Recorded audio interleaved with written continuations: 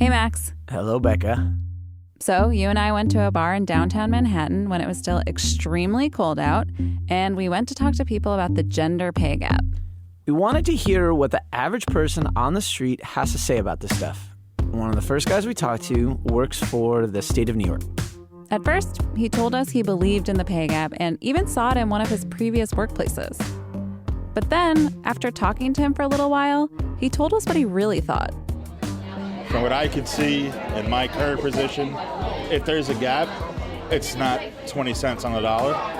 But if that was, in fact, true, yes, of course, that's not right. But it is true. As far as I know, that really is what the data shows, I think. Yes, it is. So this guy knows women are paid less, but the 20% number, he hears it, it just doesn't sound right to him. He looks around, he sees things getting better for women. He just doesn't buy that things could really be so bad. I don't think it's a conspiracy, but yes, I think maybe it may be somewhat overblown, especially nowadays. It's a lot different than it was even 10 years ago. So while I recognize there probably is somewhat of a gap, I think that gap is getting smaller. I think there's more opportunities for women these days to advance in their career. Then he said something that reminded me of what I hear in my reporting all the time. It's not that the pay gap isn't real exactly, but that I'm misunderstanding the data. Basically, the data doesn't show what I say it does. You could look at data, I could look at data, she could look at data, and we could all come up with our own numbers. I mean, it's not a black and white thing. There's a very gray area.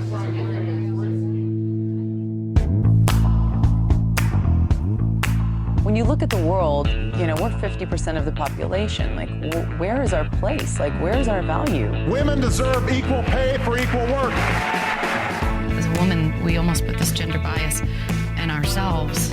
And nationwide, the median salary for men is greater than women in 99.6% of major occupations. Women, what do they want? We want to end gender inequality. And to do this, we need everyone involved.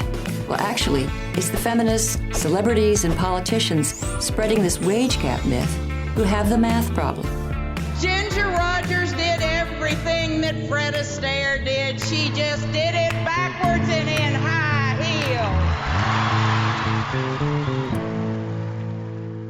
heels. Welcome back to The Paycheck. I'm Rebecca Greenfield. This week, we are going to investigate the gray areas in the data. We've heard from listeners who feel like the guy from the bar. And we've also heard from people who don't believe in the pay gap at all. They say that 20% figure, the gap between what women and men make in the U.S., is misleading. That it's just an average that doesn't control for people in the same industries or doing the same job. This is a common critique of pay gap reporting. Here's Britt Hume on Fox News making that same case. Women make different choices about what kinds of jobs they seek in reaction to marriage and childbirth. When those things are taken into consideration, studies have indicated that the pay gap all but evaporates. That phrase, all but evaporates. I hear it a lot, that the pay gap disappears when you control for things like the fields women tend to work in and the time they take off to care for their families. The pay gap does get smaller when you control for certain things, but no matter how much math you do, it never disappears. When you control for job title, company, and industry, one study found that there's still a 5.4% pay gap in the U.S. that's unexplained.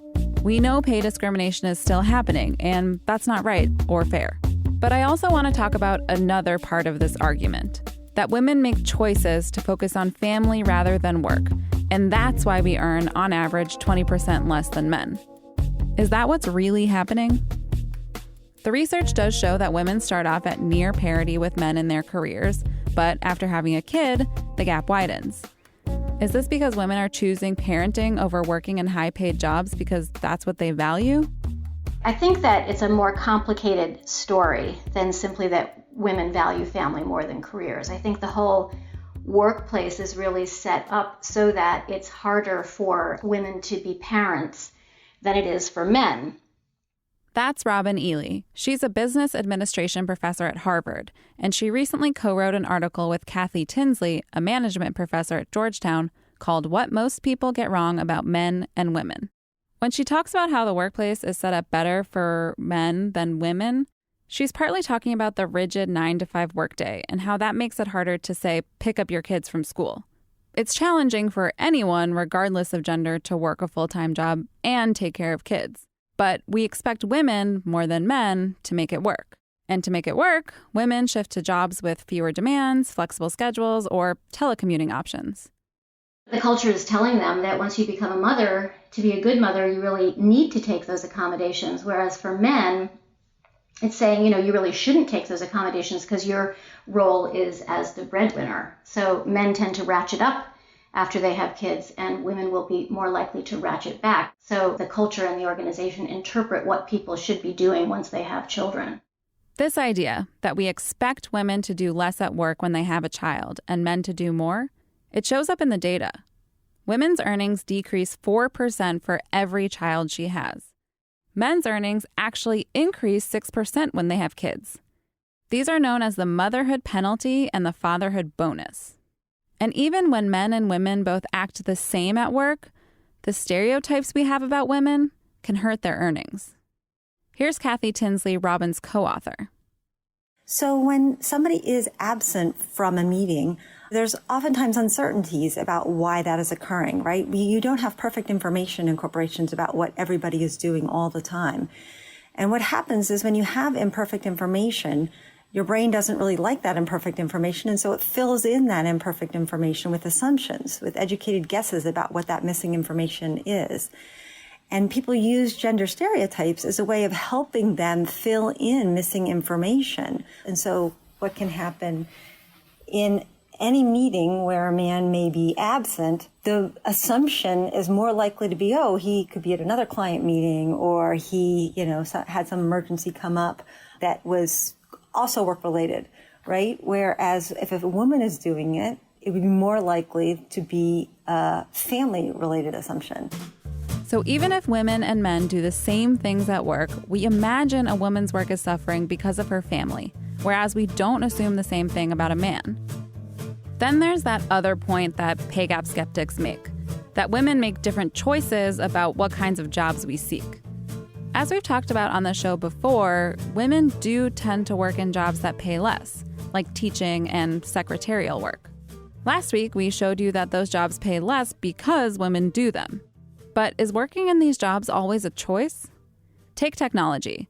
It's a well-paid and male-dominated field.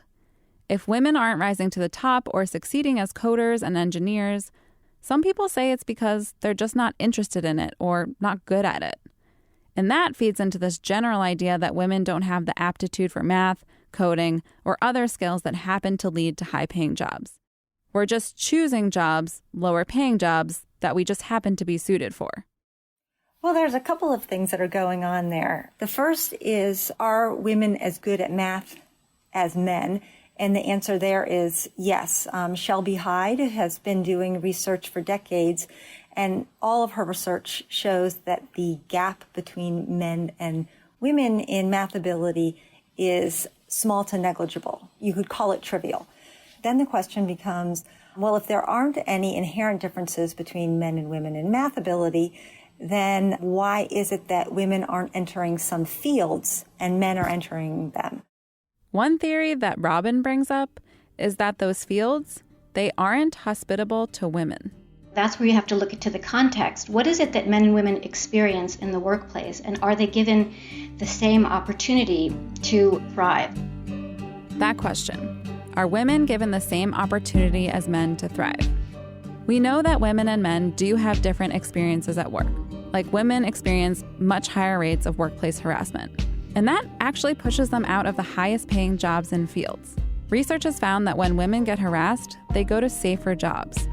And the more female-dominated jobs have much fewer reports of workplace harassment. And those jobs, they pay less. But there are more subtle ways our experiences are different too. There are all kinds of messages that tell women they don't belong in the higher tiers of a company. Does it mean the same thing to strive for a particular job? Is it harder on women to perform in a job where they have power over other people?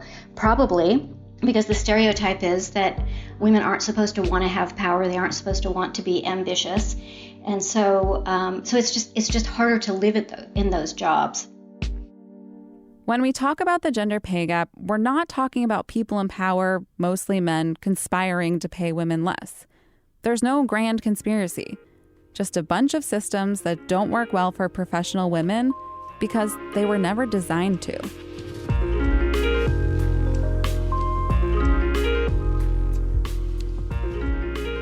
As hard as the aggregate number is to understand, even when we hear stories from individual women that are telling us exactly how much less they're making, we don't always see it as a part of the pay gap.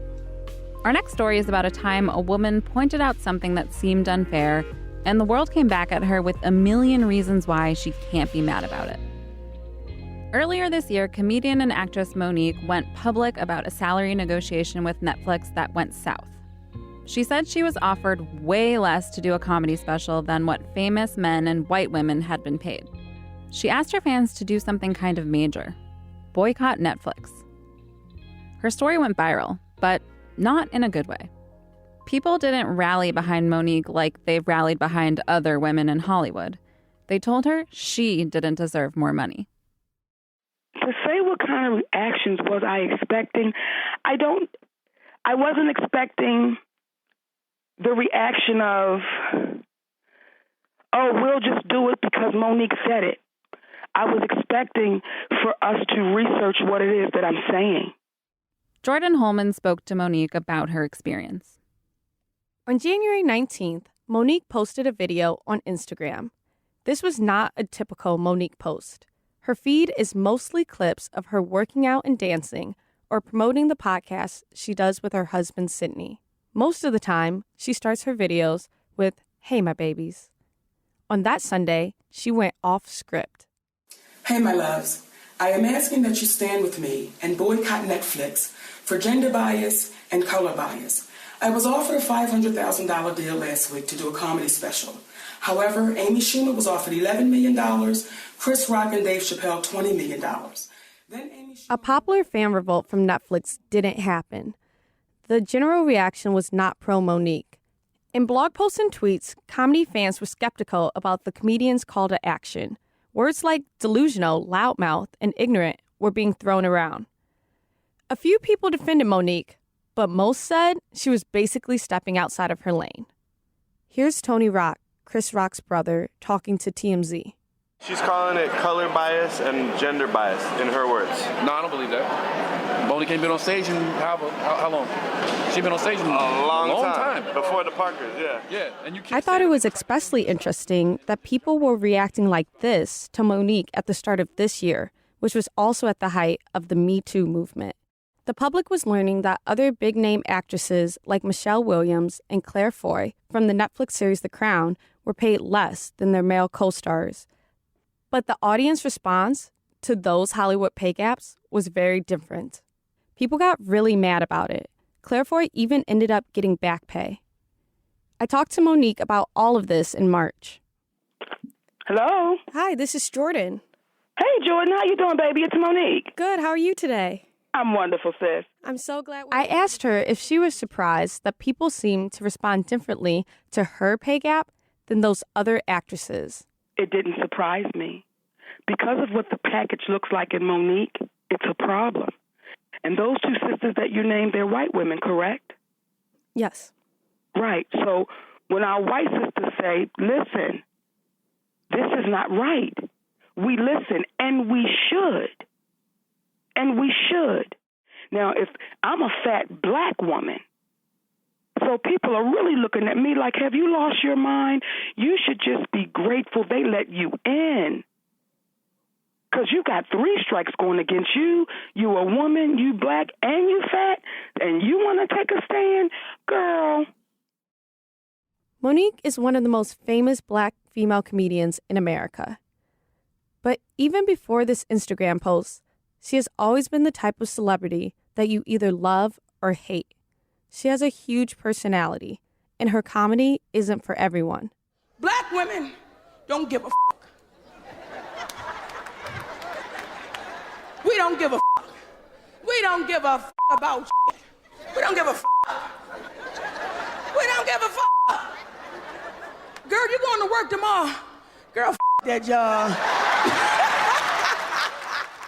In the early 2000s, she was everywhere. She had the Monique show, she wrote books, she appeared on sitcoms. But what I know her from is The Parkers, her #1 hit sitcom on the UPN network about a single mother and her ditzy daughter. If you were a black girl like me, it was appointment TV. Monique moved to LA to pursue acting when she was 30. She got the offer to star in her own show, The Parkers, after only 90 days in Hollywood. When they told her how much she'd be making, she felt like a kid in the candy shop. So I was that little girl. I didn't know to ask questions. I didn't know to say what's ratings because no one told it to me. So when they told me I would be making $22,500 a week, what? You mean every week I would get this? Well, that's more money, Jordyn, than my parents made. Monique's star kept rising, and in 2009, she landed something very rare for a black woman, an Oscar nomination. Not for her comedy, but for her role in the serious drama Precious. And that's when something happened that earned her a reputation as a troublemaker in Hollywood. See, winning an Oscar involves its own separate kind of side job. You don't just sit back and let the Academy honor you. You have to do something called an Oscar campaign. It involves going on junkets, doing interviews and press lunches, and sometimes being on the road for months. Monique, she refused to do all of that. She says she was busy with her family. She was raising 2 young twins during the Oscar season for Precious. She wanted to stay home with them and watch Curious George. She says the directors and producers didn't care. Everything was simply about the business. We hear all of that, but we need you here. And I understand that because at the time it was coming from 3 people that have no families. Monique won that Oscar anyway, making her one of only 8 black women to ever win an acting Oscar. First, I would like to thank the Academy for showing that it can be about the performance and not the politics. But looking back, Monique says that even though she won the Oscar, refusing to do that Oscar campaign, that hurt her career. I got labeled as difficult and demanding. It's hard to know how much that difficult and demanding label hurt her. But after Precious, the jobs definitely slowed down. She's only done 2 stand-up specials in the past decade. She's been in a handful of movies since Precious, but none of them have been nearly as big. So that brings us to the beginning of 2018, when she gets this offer from Netflix. Even though she hadn't had a big hit in a while, the amount they were offering, $500,000, sounded really low to her compared to the tens of millions she knew other comedians were offered.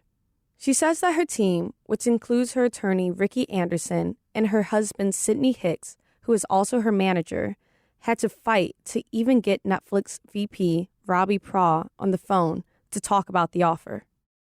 Netflix declined to speak on this podcast, saying that they do not comment on contract negotiations. But the conversation Monique describes once they eventually did have a conference call with the studio shows you just how difficult it can be to prove your value as an entertainer. Monique and her team felt like they could make a case that she was worth more by any standard Robbie Praw could come up with. But whenever they made their case, he would just change the standard. Monique's people said she was worth more than $500,000 because of things like her Oscar. Robbie Praw said that was Monique's resume, and they didn't look at resumes. They asked why Amy Schumer's deal was so much bigger. And he said, well, she sold out Madison Square Garden twice, and she had a big hit over the summer. So Sidney said, is that not Amy Schumer's resume? And you know how quiet it is right now, Jordyn? Yes. That's how quiet it was on the phone. We talk about the gender pay gap a lot, but if you're a black woman, you also face a racial pay gap. It's really tricky to know which one affects you more. We know women make 80 cents to the dollar on average, but if you're a black woman, you get 63 cents to a white man's dollar and 93 cents compared to black men. Here is Monique being told that the market value for her entertainment was less, way less, than a white woman or a black man. Was it her qualifications, her race, her gender? It's impossible to ever say for sure. And that's what's so crazy for anyone who's ever been in a negotiation like this. If you're one of those people who knows Monique as a comedian and you're just not into her jokes, you might think she's ridiculous for comparing herself to Amy Schumer or Dave Chappelle. But a few people had her back. But then you have those other people saying, you better not sit down. You better keep standing. You better keep speaking up and speaking out. After all, she says Schumer and Chappelle were offered 22 times more and 40 times more, respectively, than she was for a similar job. Were they worth that much more than her? Comedian Wanda Sykes thanked Monique for sharing what Netflix seemed to be offering black women compared to men and white women. Wanda Sykes? She said Netflix offered her $250,000 for her own comedy special. And when I called for that boycott, there have been people that have said, calling for a boycott was extreme. And I want to be the first to tell people calling for a boycott is extreme. It was extremely extreme. However, isn't inequality extreme? Injustice is extreme.